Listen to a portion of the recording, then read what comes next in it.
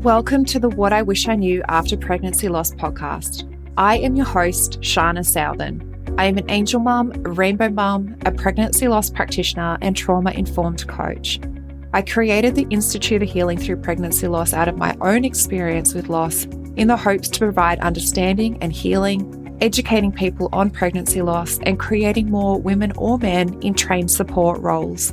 In this podcast, I hope to shed light on what I wish I knew in relation to pregnancy loss, opening up the conversation, breaking the stigma, and bringing real-life stories plus guest experts. Thank you for being here with me today, and let's dive into today's episode.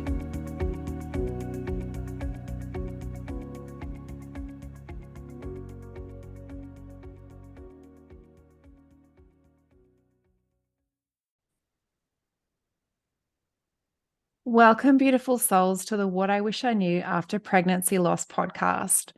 Today, I have with me the lovely Jennifer Robertson. Jennifer is a fertility coach, certified holistic life coach, and mind-body practitioner. She is also the author of The Injustice of Infertility, a deeply inspiring and raw account of her own 7-year fertility journey, and mum of 2 beautiful babies. She helps women all over the world transform their mindset and take back control of their life in the midst of infertility, pregnancy loss, and pregnancy after loss. Jen is also founder of Your Pregnancy Haven, a community and support hub for women who are pregnant after infertility or loss. This is a deeply inspiring and safe space where you can receive guidance, validation, and resources to help you experience joy in your pregnancy and reduce your anxiety. Thank you so much for being here with us, Jen. Thank you so much for having me. And I just, when I hear you read that, I'm like, I love what I do. And even though the path to get here was soul destroying and rocky and traumatic, it's kind of not worth it, but it really makes up for me now being able to support other women who are going through very similar journeys. Yeah, it's hard to say sometimes, isn't it, that you're excited and you're so passionate and lit up about the job and the way that you support people in the space that you are supporting people. But I guess it's because you've, like you said, you've been through your own, the depths of despair to know that that is your true calling, your true purpose. And that's what excites you. Like, so that then you can allow other people to step into, their joy and them feeling fulfilled after life again too. Yeah, absolutely. Being able to support women in such a vulnerable point in their lives. I don't know what else is more vulnerable than, going through infertility, experiencing pregnancy loss, and then going through pregnancy after loss. It's such a vulnerable time. And I think we feel like we just have to suck it up and go through it by ourselves, but we don't have to. We get to have these sorts of conversations, and that's why I love you and what you do in this podcast, because you do talk about the things that we tend to shy away from. This is about having the hard conversations and making it real and making everyone feel validated. Because it is so real, isn't it? Like, on the outside to someone else, seeing someone pregnant, be like, oh my gosh, this is the most exciting time of your life. But to that person, if they have gone through infertility and loss, being pregnant isn't that all exciting. It can be, it has the potential to be, but it also has, along with it, a lot of other challenges. And I think that that's probably what's hardest with pregnancy after loss, is that all of a sudden people feel like they can connect with you. They're like, oh, I understand you now. You're pregnant. Oh, I get pregnancy. But what they don't realize is that pregnancy after loss isn't the same as pregnancy. And so on the outside, it looks normal, but on the inside, it is filled with so many different conflicting emotions. You've got the fear, the excitement, the joy, there's so much anxiety. There's the gratitude, but the frustration, the jealousy, like that feeling like we're doing it all wrong and we should be feeling a certain way and we're not. So there's so much conflict and so many difficult emotions. And pregnancy after loss, it really, I use this all of the time because it sums it up. It is rewalking a path of grief. You have been here before. And the last time you were walking this similar path, it didn't work out so well. So every single time you get through another day or reach another milestone, it's this symbiotic relationship between, you celebrating or acknowledging the things that are going right in this pregnancy, and at the same time grieving the things that didn't go right in your previous pregnancies. It's carrying along, your angel babies at the same time as this one, and it can feel filled with grief and guilt as well. Like, do I deserve to be happy about this baby when my previous one didn't make it? So, but to the outside world, it looks normal, right? And you go to your doctors and they're like, this is a normal pregnancy. But I think we need to acknowledge that it's not normal, and it's okay to grieve the fact that this won't be the unicorns, just like the shooting stars and all of that filled throughout your pregnancy. It may be hard, and with that, as I said, it comes a lot of grief. Yeah, and as you were talking, I was reliving my journey of pregnancy after loss, and you're so right. Like, and when you were saying, like, it's like walking the same path, there was so many points of my pregnancy after loss that I was like, okay, this is where, like, this was my turning point. This is where everything went wrong. And then in my mind, I'm like, if I can get past this point, I'll be okay. And then I wasn't. And I was like, okay, well, if I can get past this another point, I'll be okay. And I wasn't. And it just kept, the fears, the anxieties, everything kept shifting and morphing like throughout the entire pregnancy. So I had to figure out ways that I could start to acknowledge and process them all, because I'm like, okay, well, they're not going anywhere. They're here, and they're here to stay. I can't just ignore the fear. I can't ignore the anxiety, because if I do, it's essentially like ignoring the pregnancy that went before me. I can't cut that part out. And so I have to now go, okay, how can I integrate that into my pregnancy so I can in some way enjoy it, because it's going to be a long time. Nine months is a long time if you're crippled by fear, anxiety, guilt, grief. And I think what you're explaining is that if I can just reach this certain milestone, then I'll feel safe. And then when that doesn't happen, there's that story in our head, we punish ourselves. It's kind of like, well, I thought that I would feel a certain way, and so we set another milestone. If I can just get here, then I'll feel safe. And we end up chasing this really unattainable goal.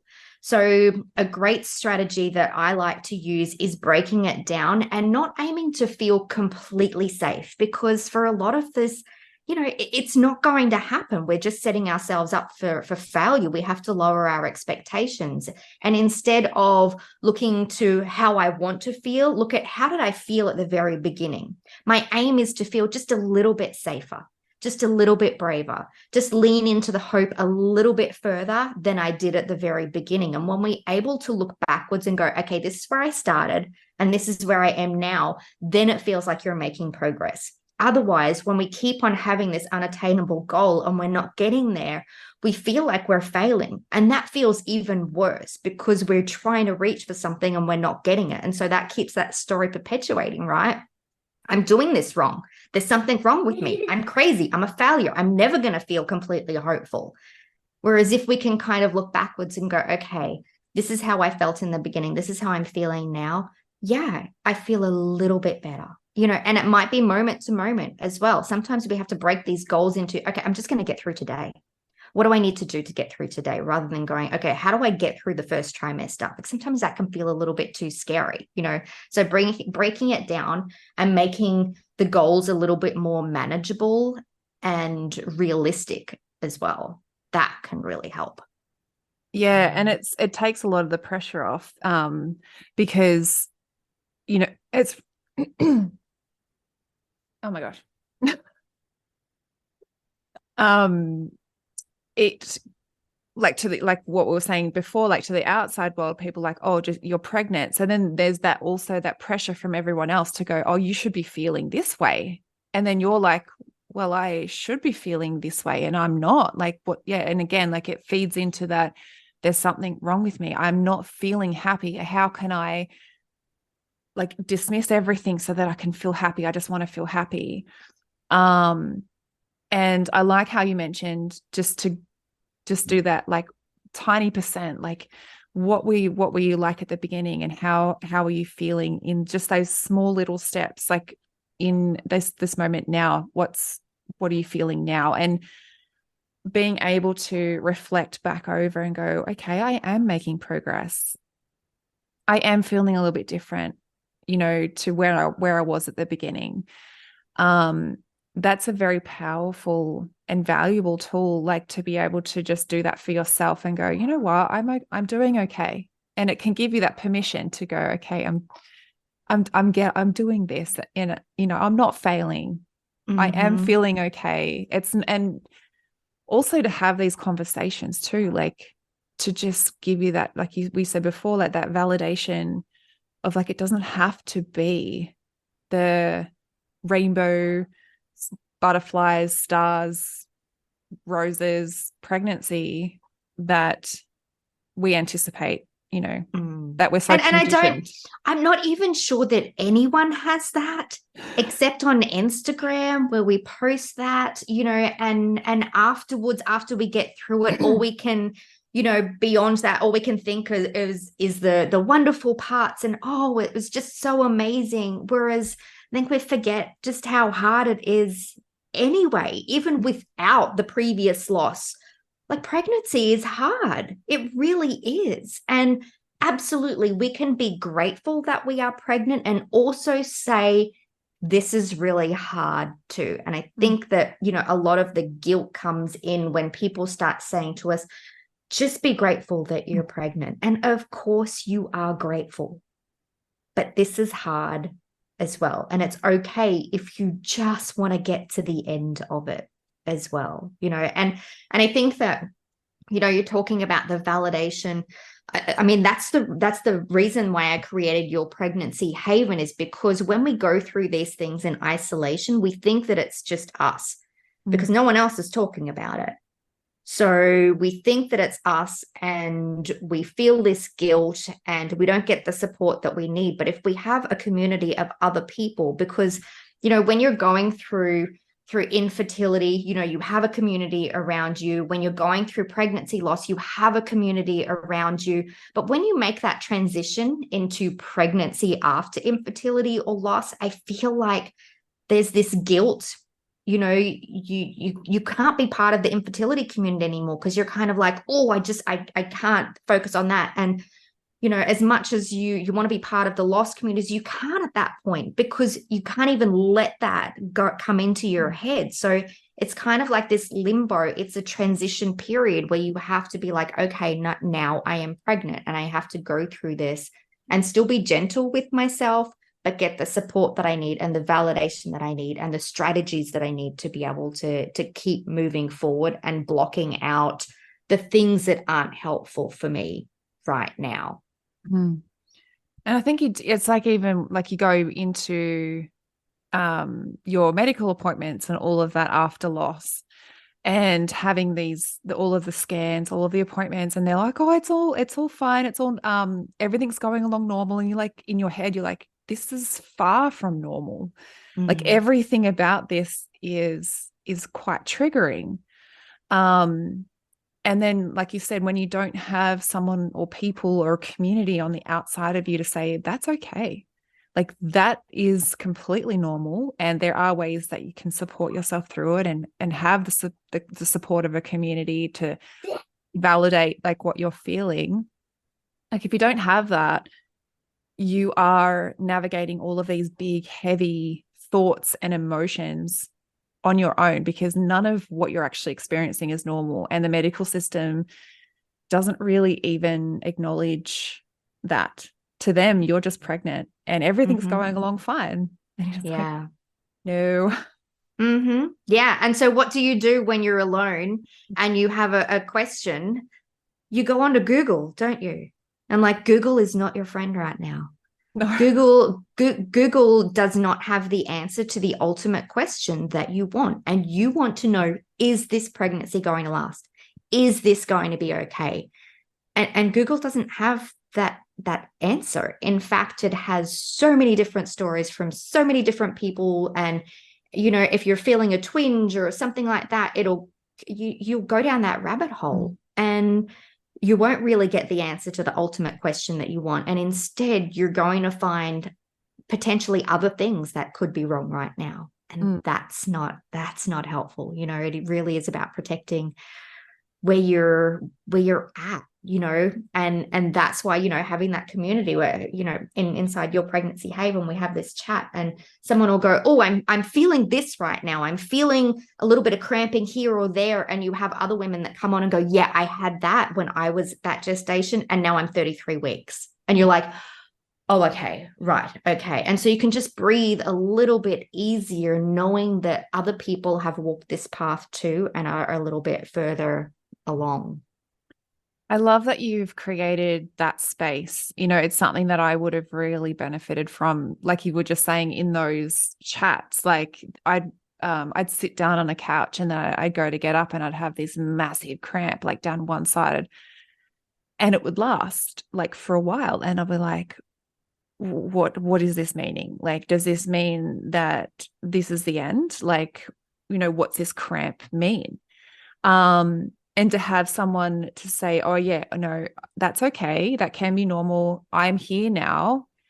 Also go, like you said, it makes you breathe a little bit easier going, okay, so it doesn't mean it's the end. Like it means that it's just probably a natural cramp that is happening. And, you know, it's not going to be the end of my pregnancy. And that was like, there were so many things. I think I took myself to the hospital quite a few times with weird sensations. And in the early stages where they wouldn't do ultrasounds, they're like, no, you know, you're still too early to do like multiple ultrasounds. So I'm like, can you just find the heartbeat? I need you to find the heartbeat. Like that was just in my head. I'm like, I need to know she's okay. Like, I don't know what these cramps are. And to me, that signals the end. Oh, 100%. And there are so many triggers on this journey. You know, there are so many little nuances that come up. You know, the old boob check. We're constantly checking our boobs. Are they sore? Are they not? Constantly, you know, monitoring symptoms. We are on hyper alert, monitoring what we're eating, you know, how many times we go to the toilet, the old wipe and check. Like there's so many different things that potentially trigger us. And this is what our mind does, right? It automatically goes to the worst case scenario because that path is already there. You know, when we look at our brain, like it's already wired for, oh, this equals loss. And our brains are constantly trying to figure out patterns, you know, and that's why you might have one pregnancy and it feels like this way. And so the second pregnancy comes along and you're like, oh, this is different. This must mean something's wrong. So it's constantly trying to track patterns and find different, you know, like we're trying to predict, right? Which is why we go onto Google. but our mind automatically goes to that worst case scenario because it's a well-worn path, and it takes a lot of effort to be able to nudge our mind back and come back from that worst case scenario. So I developed a little while ago, I'm a type A personality, so I love me a good process. I'm like, give me the steps 1 through 5 that I can do and just work my way through these little things, so I developed this 5-step process, when your mind wanders to that worst case scenario, because it can happen constantly, and it is exhausting, absolutely exhausting, when you're constantly hyper vigilant and monitoring everything and trying to control your mind, so yeah, if you want to walk, I can walk you through that if you like. Did you did you want to share a little bit about that now? Because I was just in my mind when you're talking about paths before you go there. Yeah. I pictured like this every time my mind goes to like certain things, it's like, I guess in a forest, like you've got the well-worn path. And then when you're trying to forge like your different path, you've got to, and you don't have the tools, you've got to then try and battle with trees, overgrown grass and all of the stuff. And so you need the tools to start cutting away so you can start to forge that new path. And it's not going to be well worn, and you don't know where it's going to lead because it's not been done before. It's not been walked before for you. So it's also that trust and go, okay, I can't see past where I'm standing right now, as opposed to the other path, which is like bright and you can see for like miles. But just knowing that that new path is okay. Like, it's going to be okay. And at one point you will start to be able to walk that, and it will start to flatten down, the grass will flatten down, and you'll start to be able to see further into the future and go, okay, this part's okay now. But at the beginning, it's scary to think something different. Well, and our brain is wired to go with certainty. And that's why, even though we know that other path that we're headed towards, the one that's, creating the stories and imagining, like, okay, how am I going to tell work? How many other people have I told? Like, what, like, am I going to have to get time off work? You've just had a twinge, and all of a sudden you're imagining that, but your brain is familiar with that path. And so it will always choose the familiar path with certainty, even though it knows that there is no good down there. Yeah. It will always choose that path, and that's why we stay in, unhealthy relationships and stuff like that for so long, because it's familiar and our mind likes familiar stuff. So you're right, like trusting and going with the uncertain path, like, it is harder. It's a lot harder, and we will find a lot of resistance to it. So it's a continual reminder. Absolutely. And to have the right tools. So on that note, you can share, if you like, as much or as little of your 5. Well, and this is the thing, okay, so what, as we were saying, there are so many triggers on this journey, and what happens inside of our brain when our mind is triggered is that we go into that fight or flight response. All of a sudden, our logical brain switches off, and our mind just goes to the worst case scenario. It goes down that familiar path, and it feels like we're powerless to stop it. No, it's not just you. It's not because there's something wrong with you. This is, our physiological state. So what we want to do, first of all, is tap back into that parasympathetic nervous system, which is where the logical thought, because if we're not feeling logical, we're not going to be like, oh, I need to do this, this, and this. Like, you're not doing anything. Like, you're just sitting there ruminating, and your thoughts are getting louder and louder, and it's just spinning and spinning and spinning. So the first step that we need to do is force ourselves to slow down. Now, the best way to tap back into your parasympathetic nervous system, which is that rest digest state, is through breathing exercises, and that bypasses everything. It kind of tricks your brain into thinking that you're safe. So whether it is, diaphragmatic breathing, whether it is a physiological sigh, which is one of my favorite breathing techniques, as long as you don't do the box breathing, because that has like the holding the breath at the top, and we don't want to do that. So any of the breathing exercises that you do, has to be like making sure that you're continually getting oxygen in there. So, like that needs to be the first thing. And even if you leave sticky notes around the house, like if you go to the bathroom and you're like, oh my goodness, like I'm going to start panicking, like put a sticky note there, breathe, just breathe, and that can be your reminder. So once you've slowed down and tried to get your logical part of your brain, engaged again, it's like, okay, now what can I do? So this is the getting the reassurance stage. Now you can get reassurance from your doctor, whether it's, sending them a message, whether it's going into the emergency and getting a scan or booking in for a reassurance scan. I'm a big proponent of the reassurance scans. I know that, when you've got a really long wait in between ultrasound appointments, it can feel like forever. And the longer it takes, the more anxiety our anxiety increases. It's okay to be, look, we have this stigma about, I don't want to be that person, like I just have to stick it out. I just have to be tough. No, yeah, you can go and get that reassurance scan. It does not matter. I am a big proponent of that. You're not being silly, because this is really important. So scan, or there's a fantastic tool called the miscarriage odds reassurer that's just on the internet that you can get, and it tells you based on your gestation, okay, this is your chances of having a healthy pregnancy. And sometimes just that can help us as well. Joining a community like your Pregnancy Haven, as I said before, going on the chat and someone else going, oh yeah, I felt that too, and now I'm further along, that can give us reassurance. Talking to a friend or something like that, someone who understands, but staying away from Google, because that's the thing that's going to increase, the volume of thoughts and possibilities that are going through your brain as well. So that's step 2, getting reassurance.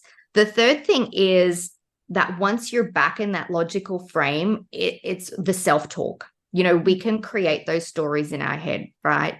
This means this means that, because of that, this happened. And, and our mind starts to search for those patterns. So making sure that, we don't have to go to that point of everything's going to be fine, because we don't know it. So I always like, when I'm talking about mindset, moving to that point of neutrality, the neutral space, where you don't have to go, everything's going to be fine, but you can move away from, this is the end. So going to that neutral point and going, okay, I don't know if everything's going to be okay, but I know that I'm going to be able to get through this. So, that neutral place is asking yourself, what else could this be? What can I do to get some reassurance? And writing down the facts of the situation. And the facts are, last scan, baby was looking great, or had a strong heartbeat, or numbers are looking good, or, bleeding in pregnancy can be very normal. Like, this could be growing pains. I'm doing everything that I can, and writing down those facts of your situation to try to stop the speculating. What do I know for certain right now? And affirmations have a great place as well, but they have to be believable. We have a lot of affirmations inside of our community, and I put them on Instagram a lot of the time as well. And, it is about telling yourself, this is a new pregnancy. My past does not dictate my future. I can't jinx my pregnancy by getting my hopes up. I'm brave. I can get through this. Just those really empowering statements that are completely believable. I think that people shy away from affirmations because sometimes they can just be really fake and unbelievable. Like when you're like, I have complete trust and confidence in my body. Like, I've never had complete trust and confidence in my body. And there's no amount of chanting or affirmations is going to make me feel that. But what if I did have complete trust and confidence in my body? Switching it to a question instead of that. What if I did? What if everything works out in the end? What if this is just growing pains? What if this is completely normal? Mm. So instead of, like trying to go to the other side, reframing the way that you're saying things as well, and just really watching your language that you use in those moments. So there's lots of mindset techniques, and those are the things that I love the most, in terms of ways that you can shift your mindset around, but in a way that feels genuine, in a way that feels like there's not so much resistance, because I think that's, the resistance, this is the part that's exhausting when you're continually arguing with yourself. And you know that, right? Yeah.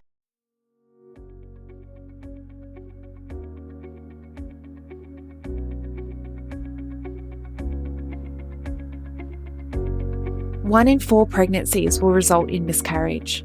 1 in 8 women will experience infertility. 1 in 100 women will experience recurrent miscarriage.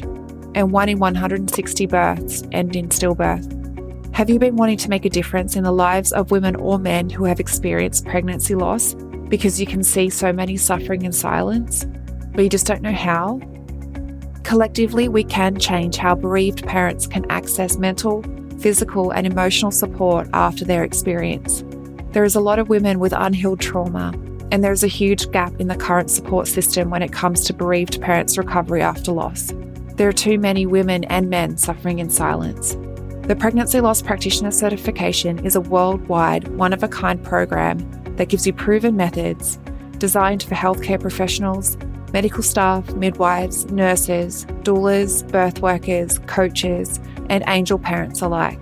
The Pregnancy Loss Practitioner Certification is bridging that gap. It will give you a proven support structure to follow and education specific to pregnancy loss, created by a lost mum. It is creating more education specifically for loss so that you can enhance your service and become the point of difference. Or you can create the support that you so desperately needed in your healing after loss. This is the next level of growth and expansion you have been searching for. So does this sound like something that you have been searching for? Let's explore this more together. You can head to the episode show notes where you'll find the program application, or direct message me on Instagram and let's open up the conversation in how you can use this education. You have a gift, and I look forward to supporting you and witnessing you bring your gift to the world, healing and transforming women's lives.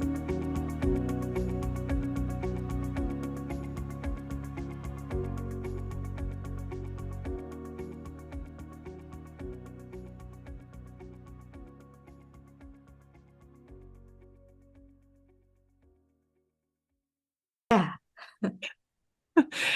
Very exhausting, that constant tug of war that you have inside of your mind. I think the affirmations is good. Like there was one, I think what I used a lot through my pregnancy after loss was more so that acknowledging what I was feeling and then flipping it. So going, I'm scared. I am freaking scared right now. But like you said, in this moment, I'm okay. And then reassuring yourself. And I like that you bring in the facts, because sometimes that's what our brain is searching for. And like you've said before, it's also trying to fill in missing pieces. So it'll make links. But if you can give it the facts, you're just like, well, these are the facts of the situation. You can almost feel your mind rest, because you're like, oh, okay. Like these are the facts. But I felt like I was constantly reassuring myself, telling myself that I was okay, that, it's okay to feel that I'm scared because what's happened. But in this moment right here, right now, I am okay. I acknowledge the fear, and it's coming to keep me safe because, well, it is. It doesn't want me to be hurt. Like it's my little guardian angel type thing. It doesn't want me to be hurt again. Mm. So I was a crazy person talking to myself all of the time, but I needed to. Like that was something that I needed to do for me. And I think that's like, I love like everything that you mentioned, because it's so powerful. And the first step is, how do we bring ourselves back to that place of neutral? Because you can't do anything for yourself in the sympathetic state, in fight or flight, or even freeze or fawn. You can't do anything for yourself in those states. So how do you bring yourself back to that place of neutral and then go, okay, from here, I can make decisions. From here, I can see what's available to me, what opportunities I have. Yeah. And start to shift the mindset. Yeah. So step 1, slowing down. Step 2, get reassurance. Step 3, like the self-talk. And the next step is the distraction and the reset. So we need to be able to give our mind another job to do, or our body another job to do, and that's why, I love what you said. It is about acknowledging, no, this is happening. This isn't just about, I'm not a big proponent of the whole, let's just think about something else. Well, that just doesn't work for me. As soon as I say to myself, don't think about it, like that, guess what I'm going to be thinking about? As soon as I sit down and go, okay, I'm going to meditate and I'm going to clear my mind, that doesn't work for me. I am an overthinker and an overanalyzer and an overachiever. I am too much. So sometimes when I say to my mind, let's just not think of anything, all of a sudden I'm remembering all of the things that I didn't get done, for the day, and I'm doing my shopping list, and I'm, that's when my mind is the most creative. I'm like, oh, that's an amazing idea. So when we tell ourselves not to think of something, like there is that automatic resistance. Whereas when we let it in and go, okay, I'm going to give you the time of day, and now I'm going to move in another direction, which is where the distraction and the reset comes in. So it's not one or the other. Like, we have to use all of these concepts together, because if you just kind of go, I'm just going to distract myself, like those little thoughts are still going to be there knocking on the back of your head, and you're going to be wondering why you can't distract yourself because you didn't give them the time of day. So once you've given them the time of day, some things that can allow you to distract yourself are, implementing a morning routine. Like, I love a morning routine because I feel like it provides us a little bit of an anchor when everything is uncertain. And during pregnancy, after loss, there is so much uncertainty. So it's like, okay, what do I know for sure today? I know that I'm going to get up, I'm going to do my morning routine, and it's going to make me feel a little bit more energized and a little bit more in control. And I'm going to do something for me, and I'm going to be kind to myself. And then I'm going to get on with my day. Sometimes just having that, or a nighttime routine as well, because, our anxiety at night and those worst case scenario thoughts seem to come up a lot more in the evening because we're tired. So we have less ability to be able to control what's happening. And also, we have been distracted throughout the day sometimes. So at night, that's when those little thoughts, those little gremlins come up and go, oh, you want to sleep now? Well, here's what you've been putting off. Like, here's what I want to tell you. So, implementing that nighttime routine to signal to your brain that it's okay to go to sleep, get that regularity in there.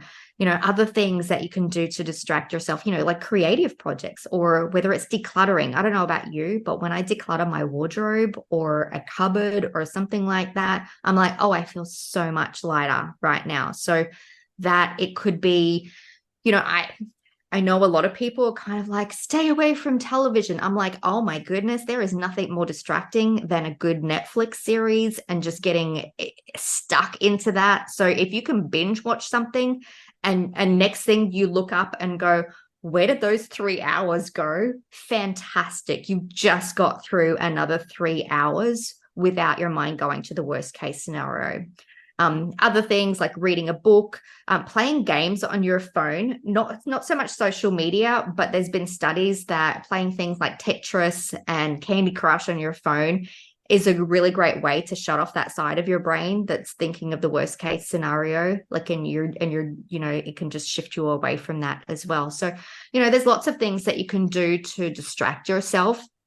But in terms of the reset, because when we get into that stress state, It's not enough for us to be able to just talk ourselves down or breathe. We have to move through it. You know, we have to physically do something to get ourselves out of that stress cycle. And I liken it to, you know, when you see two dogs that are fighting and they're going at it and they're barking at each other and they're having a go at each other and they get pulled away and you see them walk away and they shake their body. And then they walk away as if nothing had ever happened. They hadn't just been, you know, about to bite another dog's throat and, you know, throw down with them, but they just walk away, shake it off. And then, so that's a great way for you to be able to get out of that stress cycle as well. You know, a lot of us will just sit in it and we wonder why. Well, yeah, I told myself that I'm okay, but I still don't feel any better because we store that nervous energy and that stress inside of our body. It's a physiological thing. So there's an exercise that you can do to shake it off, you know, and you start with your wrists and go down your arms and your feet and your legs and your hips and your, like, you know, and it's almost like this, you know, and shake it all about, you know. And so it might feel stupid, but it's a great way to be able to hit that reset button and get out the other side of that stress cycle. So that's step 4. I don't know whether you have any thoughts on the distractions or things that you had done. I totally agree with how the mind just can get carried away. So I ended up, well, that was where I found journaling really worked for me. So I implemented a morning and nighttime routine. And like, I think people get caught up on journaling having to be this fancy way, like you got to have a journal and you got to have these questions. And for me, in that time when I was just trying to process and get out what was in my head, I just grabbed a notebook, and I think I have a million of them. A school book one, like it wasn't anything fancy. I didn't have any fancy questions that I asked myself. I just wrote. Wrote out what was in my head, and then it had a place, and then it wasn't swirling around inside of my mind.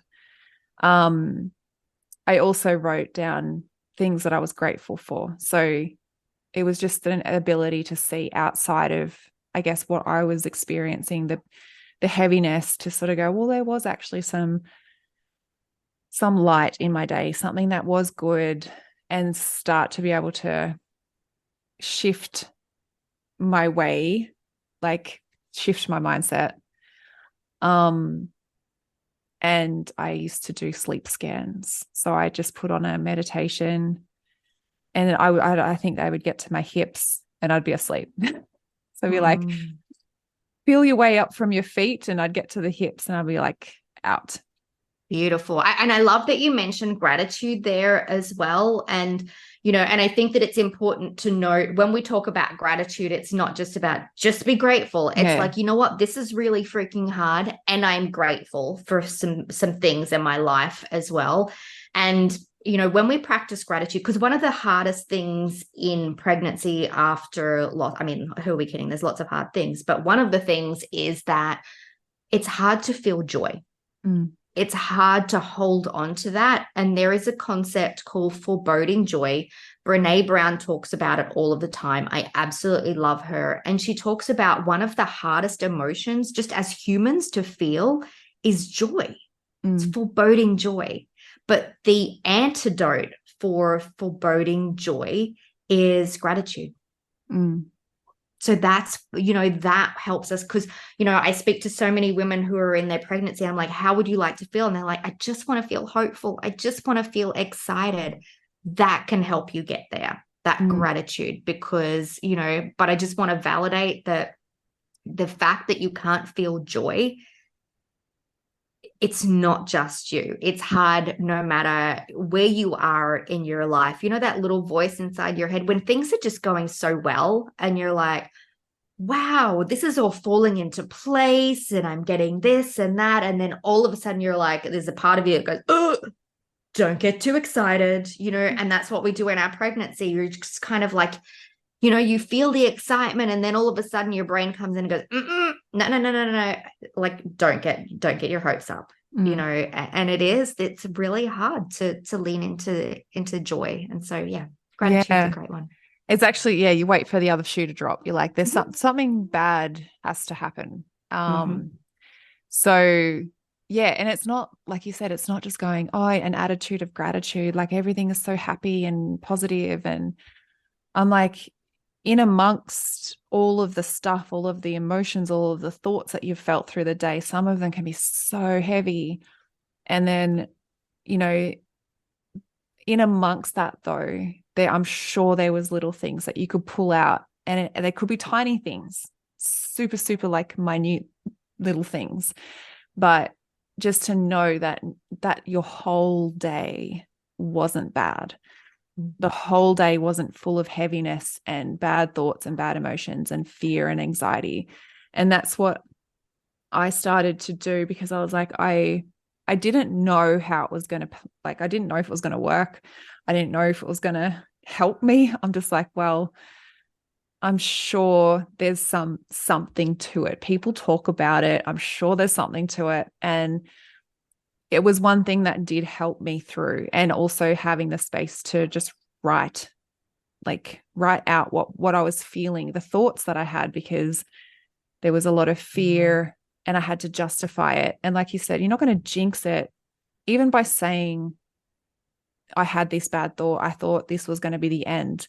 By you putting it out there, it's not going to say, well, now that you've said it, the universe is going to go and conspire and make that work. Mm-hmm. It's just giving your thoughts a space so that you can get rest. And because Mm-hmm. rest is so healing, and it's so restorative for your body, you need sleep. So and that was the only way that I could get sleep, was to find a way to be able to acknowledge my mind. Because like you said, as soon as you try and go to meditate or to go to sleep, like a million thoughts come into your mind. And you're Yeah, just like, absolutely. But it's so interesting you mentioned jinxing there as well, and I think that deserves to be spoken about, because we are terrified. Like the concept of jinxing has been around for quite some time. It's like the whole touch wood or don't walk under a ladder, or and we lean towards that because for a lot of us, we don't have answers. We don't know why this is happening to us. And so we cling on to these little things. If you're going through fertility treatments, it's you're eating your McDonald's fries on the way home or wearing your lucky transfer socks. And we try to gain control, but I want to be very clear. This is my belief. Jinxing is bullshit. It really is, and just because you're thinking about the worst case scenario does not mean you're going to manifest it. Like, manifestation doesn't work like that. It's not just, if I think about it, it will happen, because if that was true, then I would have manifested a whole lot of stuff by now, and I haven't. So, it's a little bit more complicated than that, and jinxing really does keep us stuck. And I'm sure you've done a lot of work in terms of the pregnancy loss space as well. Have you ever spoken to a fertility specialist or a doctor or anyone who specializes in loss? And have they ever said, oh, your loss happened because you had hope, or because you announced it, or because you started writing in a pregnancy journal, or because you were excited? No one has ever said that. That is not the cause of your loss. But jinxing can really keep us stuck. It can stop us from, I have some people who are like, oh, I don't know about joining your community because I don't want to jinx it. I'm like, this is not going to cause a loss. In fact, it's going to provide you with the support that you need. It's going to allow you to lean into the hope, into the joy, and have a little bit of courage and validation.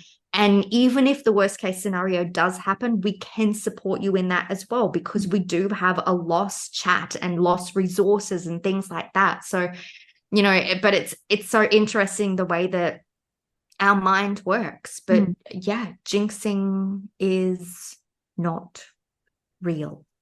yeah. And I think if you can reinforce just that concept for yourself, then it will allow you to explore things more for you too. Like if you can just like squash that belief of like, and like you said before, touch wood. There's a lot of times where you go, oh, such and such do this. And then you're like, oh, touch wood. So you're like, I don't want it to happen. But if you didn't actually entertain the idea of superstition and jinxing in the first place, it wouldn't, like what you say, you would allow yourself to say things more authentically to you, more true. You would explore your thoughts and emotions and everything more true to you as well, without that fear of like, oh, actually, I put that out, something bad's going to happen now. Mm-hmm. And like you said, it's not just because you said that one thing or thought that thought or acknowledged something or, said something that that's what's going to manifest. Because if that was the case, yeah, everyone would be manifesting all of the stuff that they ever said, thought, did. Yeah. Jinxing keeps us in, it's like that between a rock and a hard place, right? So you don't want to think negative thoughts because you don't want to manifest them, but you don't want to think positive thoughts because you don't want to get too cocky and too ahead of yourself because it's a whole foreboding joy and you don't want to like jinx it. And so you're stuck in this middle. Like, what do? There is no winning here. So it is about trying to say to yourself, this isn't real. I need to feel what I'm feeling and lean into the hope and, knowing that I'm not the reason. I'm not the reason.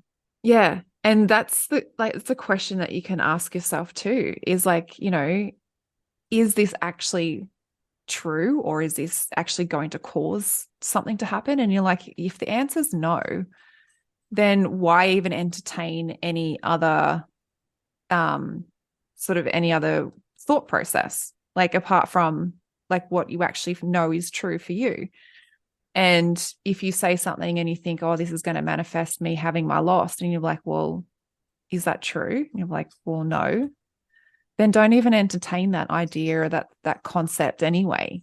And like it keeps you stuck between a rock and a hard place. Like you said, just when you like, because you were almost like creating a visual for me. So sorry, it doesn't work on a podcast. No, but just showing like that, you don't want to manifest the negative stuff. So you stop yourself from going there. You don't want to manifest the positive stuff. So you stop yourself from going there. So where are you? Yeah, you're stuck. You're stuck in that worst case scenario mentality. Like, where do you go from there? So yeah, yep. And so the final step in that process is about how do we limit our exposure to that worst case scenario thinking? Like, how do we prevent it from happening, or not even preventing it, but limiting your ability to run away from that as well? And I love that quote, prevention is better than cure, right? So the things that we can do are to build our emotional resilience, to make sure that we're getting enough sleep, to make sure that we're moving our body, because that's a really great way to be able to keep a positive mindset around as well. And I use that very loosely in terms of positive mindset, because I'm like, oh, let's not get into the toxic positivity mentality, but I have this energy exercise that I do with a lot of my one-on-one coaching clients, and it is about like working out what are your signals that your emotional energy, and when I talk about energy, it's not like, oh, I have the ability to get up and go and do things, because when you're pregnant, especially in your first trimester, you're just kind of like, I just want to lay on the couch. So it's about your emotional energy. And first of all, it's working out like, what are the signals that I'm running on empty? And for me, my signals are when I start getting snappy, when I start getting impatient, when I walk into a room or when someone invites me out to lunch, and like, instead of kind of going, oh yeah, I'd really like to, connect and we'll have fun, my mind goes to, but then I have to wash my hair and work out what I'm going to wear. When you see the effort instead of the reward, like that's when I know that I'm running on empty. So it's like you're you're a car, right? And when your fuel light comes on, what do? We go and fill it up, right? So like, what is your check engine light? Like when's your fuel light come on? Like what are the signals for you? So working out what they are for you, creating the awareness, and then knowing what you can do. What can you do to re-energize yourself? For me, it is getting out into nature, going to the beach. It is having a bath. It's reading a book. It's getting stuck into a Netflix series, just a mind-numbing, Netflix series where I don't even have to think about it. It could be going out into sunshine. It could be, doing some exercise. If you've got dogs, hanging out with your dogs. It could be your morning routine. Like, what are the things that you are aware of that give you energy? And then working out what are the things that deplete my energy. And for me, sometimes social media. If I get stuck in the scroll, I'm like, oh my goodness, you start the comparison, and all of a sudden you're down that rabbit hole and you're feeling really crappy about yourself. So social media can be a drag.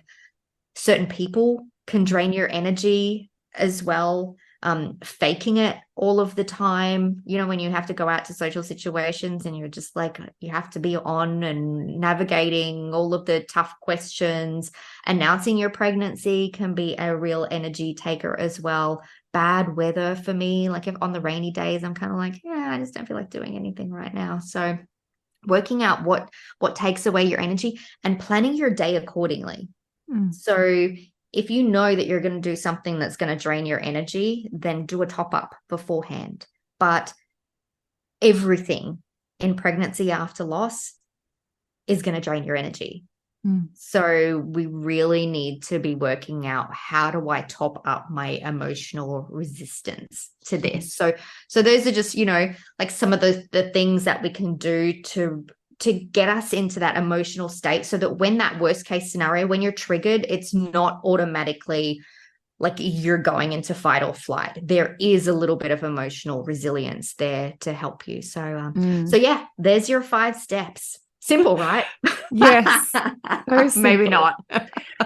Simple. If like once you've got it all mapped out, it'll be really simple to implement. And especially even, I love that you've brought in the energy aspect of it as well, because when I'm emotionally exhausted, or whenever I'm physically exhausted, I don't have the capacity to actually process my emotions, think clearly. So I'll end up, reacting in ways that, like you said, what you might get snappy. So you might get angry. That anger might be really super easy to access. Or you feel like then you might have a mental breakdown. You're just like, oh my God, I can't stop crying. And I don't know why, like what is happening? And then you feel like, oh, like I'm broken. Like seriously, there's got to be something wrong with me. So like understanding like as well, like the physical and emotional aspect of it, when you're exhausted, things can get overwhelming very quickly, and you can go sort of, it's a slippery slope once you start going down there. So understanding what does lift you up, and we spoke about this before we jumped on, is, the awareness is key, but it's nothing unless you have those action things, those action items.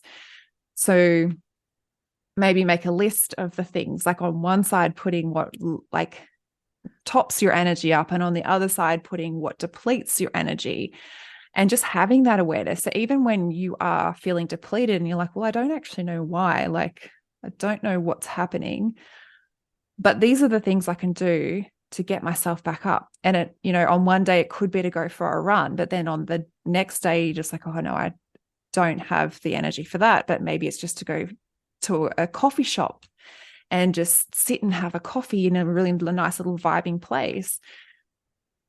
Or it could just be sit like for me, I just like to sit by the ocean. Like I sit on the sand and I'm just like, as soon as I get there, everything just kind of goes, it leaves me.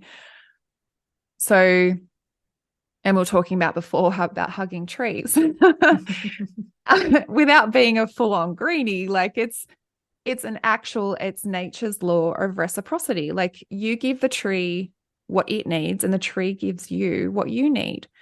So go out, sit under a tree, hug a tree. You don't even have to hug it, but you can sit under it. Find something and have it maybe accessible on a list in your phone, somewhere, like you said, post-it notes around the house. Create more of a visual awareness as well, so that maybe next, like when you do need to recall these things that top up your energy, the visual reminders might pop into your mind. Like, I'm a very visual person, so I'll recall visual things like a map, like a mind map or post-it notes or something. Mm-hmm.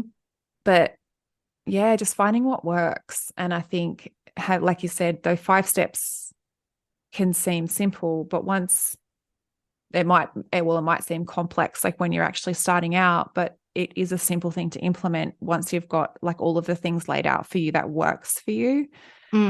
Yeah. So true. Like it is a simple concept, but I do want to validate that it is hard. So like when you're inside of it as well, when you're inside of that tunnel. And I think, that's a huge benefit of your pregnancy haven as well, right? Because when you are in the tunnel, you can come in there and then people will go, oh, try breathing, oh, do this, oh, do that, so that we have that support around. And I love it, the older, not older, but the longer people have been members, like the advice that they were given at the very beginning, they're now giving to the newer members as well. So it's all of this advice is just being recycled around. And I think that that's such a beautiful thing as well, because they can impart their knowledge of, this is what worked for me. And now we can pass it down to the newer members as well. So yeah, it is a beautiful way to get the support and work your way through those 5 steps, but in a held and safe environment as well. Yeah, I was going to say before, which you just reminded me again, you triggered my memory, about being in. So it's hard when you do feel alone and you're navigating all of this.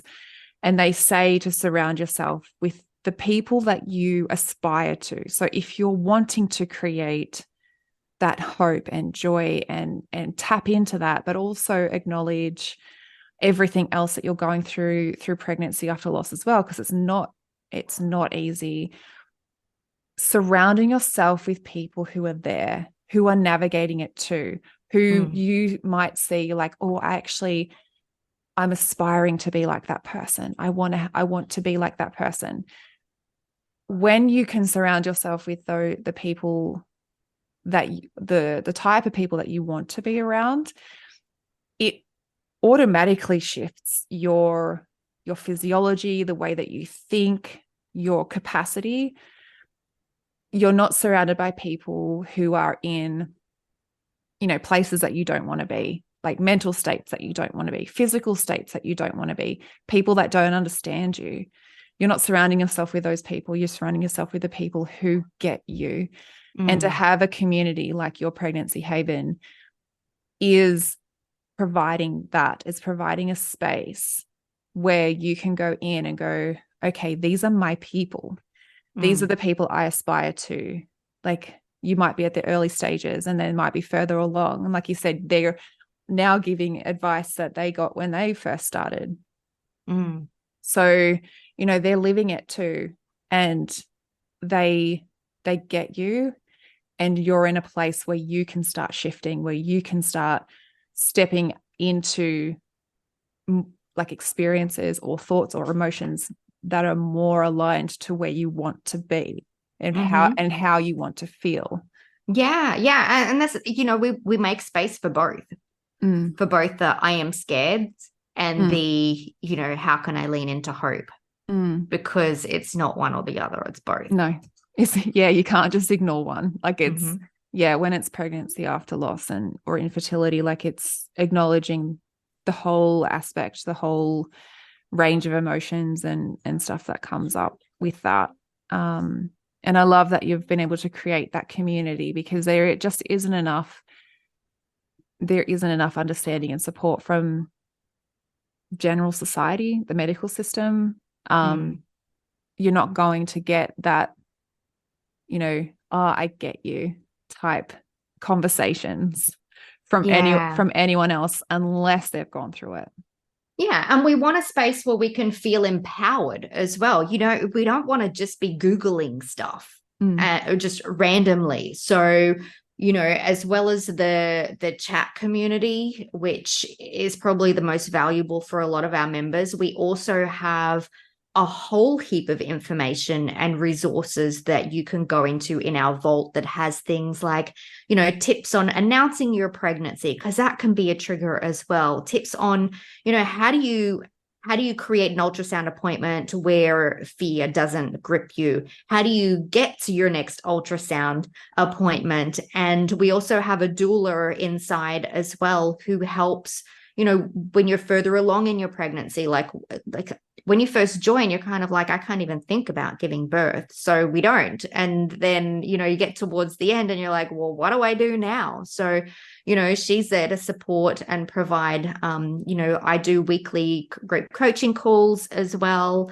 And she does fortnightly coaching calls for a little bit later in the stages of your pregnancy. And then about 6 months ago, we created a postpartum community as well, because our members just didn't want to leave us. So, motherhood after infertility or loss is a huge thing as well, because once again, you're like, I fought so hard for this. I just have to be grateful, right? And when you get to the other side, you're like, whoa, this is still hard for me, so it provides support through that as well. So yeah, there's a chat, there's coaching, there's information there. There are, every single month we, as you would know, we host a guest expert inside of our community. And you've been an amazing guest there as well. And you have access to all of those. So we've got about over 30 interviews with guest experts on nutrition and pregnancy yoga and how to reduce your anxiety and how do you, how do you release the emotions of pregnancy loss on your current loss, like anything that you can possibly imagine. We have spoken about it. There are so many practical tips. So it's the information. We also have weekly emails that we'll send out with little exercises to keep you focused.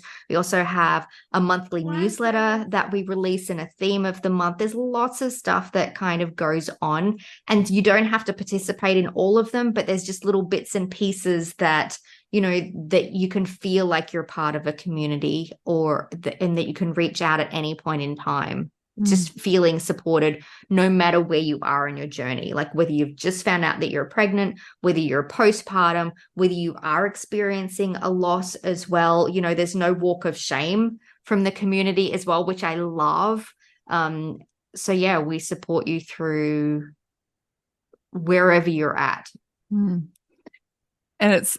I love it. And it could be a completely different podcast topic as well, which is that whole postpartum, because that was also a place I found myself in, feeling guilt and shame, because I was like, I should be grateful, but right now I'm not. And I found myself walking, going for a walk with her in the pram, battling in my mind with these thoughts of like, I should be grateful for this moment. I should be grateful. I'm here. She's here. I'm walking her. But I had so much other stuff going on inside of my head. And that whole parenting and postpartum and parenting after loss is just next level too, because then everything kind of just shifts and morphs again and moves along into that. And then, there's just fears that present in completely entirely different ways.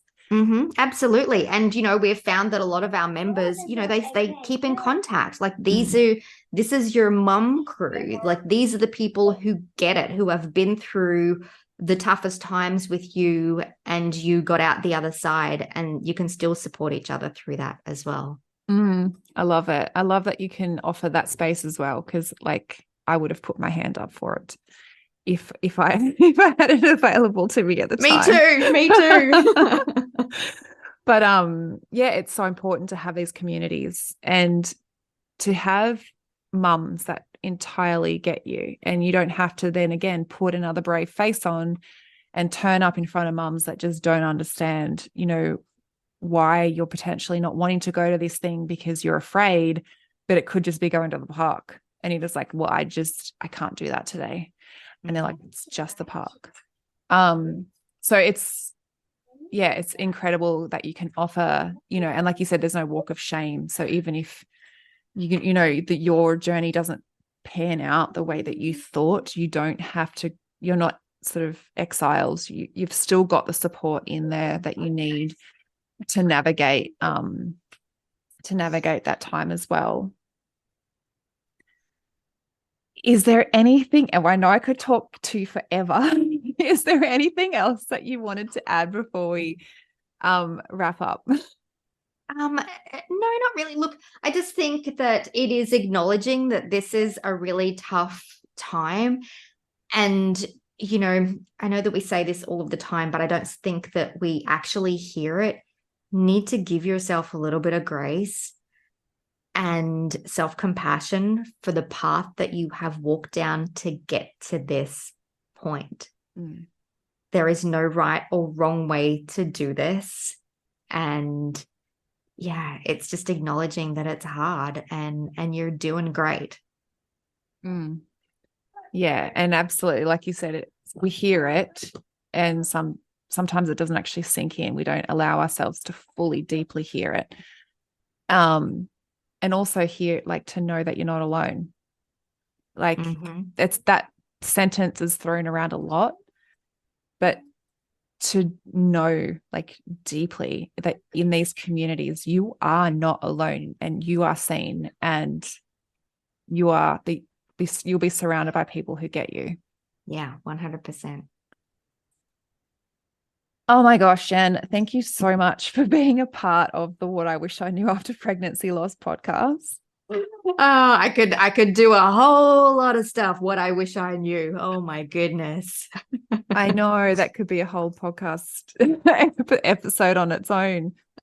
What would be one thing that you did, or maybe a couple of things that you did wish you knew, I guess, before experiencing pregnancy loss or after experiencing pregnancy loss? I guess the big thing was that it wasn't just me being silly. It wasn't just me not being strong enough or, not working hard enough at feeling joy or excitement, that I just wish that I had been a little bit kinder to myself and known that there were other people around there that felt this too. It wasn't just because I was crazy. Oh, and yeah, don't you feel crazy? You do feel like you're making everything up. Yeah, absolutely. And as such a practical person, that's something that I struggle with. I'm like, this isn't rational, the thoughts that I'm having, but knowing that they were understandable and that they were normal for the path that I had been down, it would have been a lot easier rather than me just punishing myself. Yeah. I hear that and I feel that so much. Well, thank you again. I really do appreciate you being here and your time and your wealth of knowledge and the tips that you've shared inside the episode as well. Thank you so much for having me. It's always a pleasure chatting to you. It is. Thank you to all that have listened in. If this episode was valuable to you, I invite you to leave a review on Apple Podcasts, and I look forward to supporting you on the next episode.